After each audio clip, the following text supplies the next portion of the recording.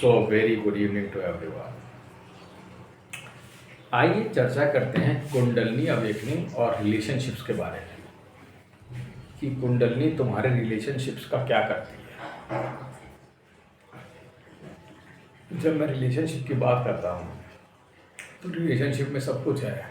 Mummy papa, भाई बहन, प्रेमी पत्नी, बच्चे, चाचा चाची, नाना नानी, जितने भी संबंध हैं जिन्हें तुम कहते हो कि ये मेरे हैं, तो कुंडलिनी उन सब मेरों का क्या करती है। ठीक है, जो मोहवश तुम्हें लगते हैं कि तुम्हारे हैं, तो कुंडलिनी इसकी ऐसी सफाई करती है कि तुम्हें उन सब से डिटैच कर देगी, अगर एक लाइन में कहा जाए तो। लेकिन ये डिटैचमेंट बड़ा भारी भरकम होता है, इसलिए इसको ज़रा धीरे धीरे से ही करते हैं, है ना। जैसे मान लो अलगाव पैदा करना। देखो, जोड़, संयोग और वियोग परमेश्वर के हाथ में है। वो चाहे तो तुम्हें संयोग में रख के आनंद सा परिवार बना दे और आनंद में सब रहें, समृद्धि है, पैसा है, आनंद ले रहे, खा पी रहे, सब आनंद हो रहा है। ये परमेश्वर के हाथ में है। परंतु अगर परमेश्वर एक विपरीत स्थिति पैदा कर देगा तो तुम्हें बुरा लगेगा। कोई भी मंदिर में यही जाके नहीं मांगेगा कि मुझे दुख दे दो, कोई भी नहीं कहेगा मुझे सत्य का भान हो। अगर उसे बता दी जाएगी इसमें परेशानियां हैं, इसमें समस्याएं, भगवान तुम्हारा सब कुछ छीन लेगा। तो इसमें क्या होता है ना जिसको, लेकिन एक बार बताओ, जो निगेटिविटी है या जो सर्कमस्टेंसेस जो अपोजिट है, उसी में ग्रोथ है और उसी में आप संसार से निकल सकते हैं या आप कुछ नया सोच सकते हैं। और सब कुछ बढ़िया चल रहा है, आनंद हंकी डोरी, आनंद मंगल चल रहा है, तो आप कुछ सोचोगे ही नहीं नया। आप कहे सब सही है, खाओ पियो मस्त रहो। But when the circumstances are not in favour of your, ठीक है, जब परिस्थितियाँ आपके अनुकूल नहीं है, व्हेन दे आर रिवर्स, तब समस्या पैदा होती है, तब आपको असलियत का भान होता है। तो कुंडलिनी क्या करती है ना, वो आपके जितने भी संबंध हैं उनको तोड़ेगी। अब उसको तोड़ने का तरीका क्या है? तोड़ने का तरीका यह है कि जितने भी तुम्हारा इमोशनल अटैचमेंट है या जो मोह है, वो उस पर तलवार चलाएगी। तभी तो तुम फ्री हो गए। भाई आप कह रहे हो कि हमें फ्रीडम चाहिए, हमें सेल्फ रियलाइजेशन होना चाहिए, हमें संसार की, हमें नॉलेज होना चाहिए, what is this, who I am I. तो वो तभी हो सकती है जब तुम सब चीज़ से छूटे हो, अलग हो। तो अब उसको काटने से थोड़ी पीड़ा तो होगी, ठीक है। तो क्या करेगी, जैसे मान लो ये वो तुम्हारे घर बार से तुम्हें अलग करेगी। ये मत सोचो तुम्हारा कोई घर बार है, वो तुम्हें बताएगी कि ये तुम्हारे नहीं है, ठीक है। जिसको तुम अपने माँ बाप कह रहे हो वो कहेगी ये तुम्हारे नहीं है, वो तुम्हें ये समझाएगी। और ये कितनी कॉम्प्लेक्स प्रक्रिया होगी तुम समझ नहीं सकते हो इस चीज़ को, ठीक है। कि इस चीज़ का भान कराया जाए कि जो जिसको तुम माँ बाप समझते हो वो तुम्हारे लिए नहीं बने हैं, या जो तुम्हें उनसे अटैचमेंट है, जो प्रेम है, वो उसके बंधनों पर तलवार चलाए। बड़ा कष्टप्रद है, मैं तुमसे कहता हूँ, बड़ा कष्टप्रद। कैसे होता, कैसे है? वो तुम्हारी माता को ऐसा करेगी, ऐसे थॉट्स देगी कि वो तुम्हारे उल्टे में बोलेंगे सब, तो तुम्हें लगेगा यार ये तो मेरे सब उल्टा बोलते हैं, चाहे पापा हो चाहे मम्मी हो, सब मुझे बुरा कहते हैं। टोटली वो तुम्हें बुरा, वो कहलवाया जा रहा है, वो तुम्हें उस समय वो बहुत ख़राब लगेगा, वो विष के समान लगेगा। जैसे मान लो तुम कोई नई चीज़ लेके आए, तो मैंने पहली सैलरी मिली या दूसरी सैलरी मिली या तुम पैसे लेके आए और तुमने कोई चीज़ खरीदी और उसे माँ बाप तुम्हारी देख रही ना आए, तो तुम्हें कैसा महसूस होगा? या उसकी कभी कोई तारीफ ही ना करे कि तुम ये लाए, तो तुम्हें खराब लगेगा। पर ये खराब जो विष के समान जहरीला है, वही बंधन काट रहा है, क्योंकि वो तुम्हारी चीज़ों पर ध्यान ही नहीं दे रहे, वो तुमसे कटु वचन कह रहे हैं, ठीक है। कैसे वचन? कटु।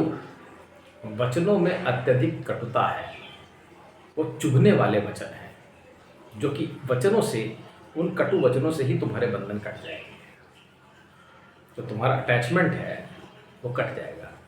अभी मुझे एक जने का फ़ोन आया था, मैं बताऊंगा नहीं, कि बाहर से, सिंगापुर से।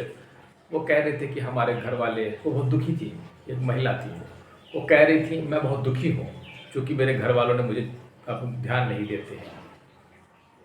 तो मुझे मुझे तो लगा कि ये बहुत, मैंने उसको यही कहा कि it is a very positive thing, ये एक बहुत ही पॉजिटिव अप्रोच है कि घर वाले अब आपको पूछते ही नहीं, कहते हैं इंडिया में जो लोग रहते हैं वो मुझे पूछते ही नहीं।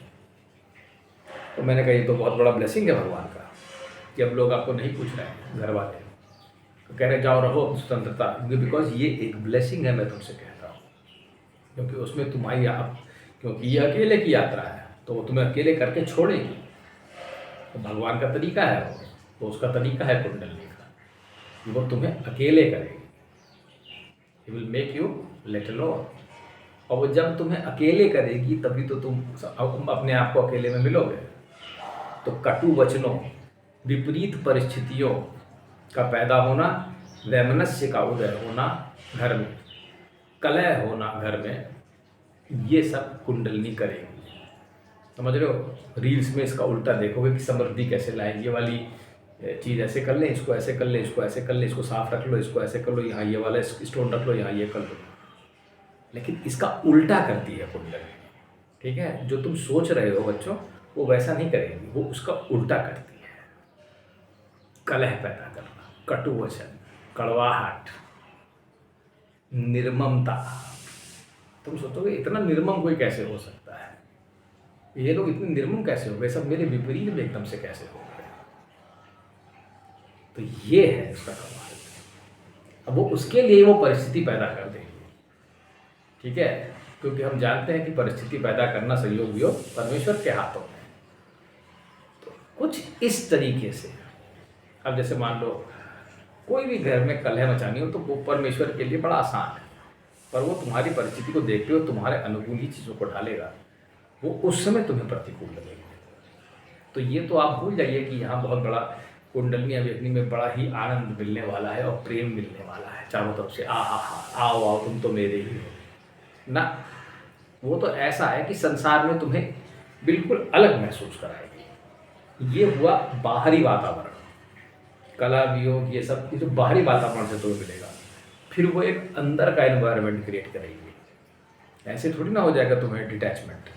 ये तो पहले बाहर का सब रायता तुम्हारे मन से निकालने के लिए। ठीक है? फिर क्या है कि अंदर का, वो तुम्हारे अंदर ही ट्रांसफॉर्मेशन ले आएगी। तुम्हें लगेगा कि तुम अकेले हो, चाहे तुम भीड़ में खड़े हो, चाहे बाहर कितनी जोर से बाजा बज रहा हो, म्यूजिक बज रहा हो, तुम्हारा कोई मतलब ही नहीं बच रहा उससे। तुम अपनी दुनिया में ही हो, डिटैच्ड हो। तो तुम्हें ऐसा लगे जैसे कि तुम्हें अजीब सी फीलिंग हो गई, क्योंकि पहले तुम वैसे नहीं थे, अब तुम कितने बदल गए हो।